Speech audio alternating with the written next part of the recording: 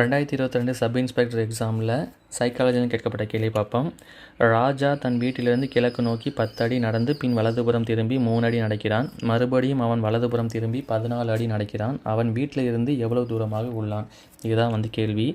ராஜா இங்கே இருக்கிறாப்புல, இங்கேருந்து கிழக்கு நோக்கி 10 அடி நடக்கிறாரு. ஓகேங்களா, 10 அடி நடக்கிறாரு. திருப்பி வலதுபுறம் திரும்பி 3 அடி நடக்கிறாரு.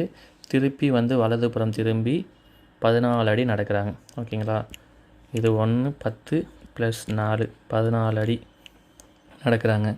இப்போ அவனுடைய வீட்டிலேருந்து எவ்வளோ தூரமாக உள்ளான்னு தான் கேட்குறாங்க.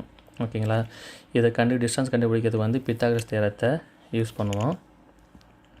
√4² + 3² 16 + 9 25. இது ஸ்கொயர் பண்ணோம்னா 5². இப்போ ஸ்கொயருக்கும் ஸ்கொயர் ரூட் அடித்தோம்னா மீதி பேலன்ஸ் 5 வரும். ஓகேங்களா, அப்போ 5 அடி தூரத்தில் இருக்காப்போ ஆன்சர் 5 அடி.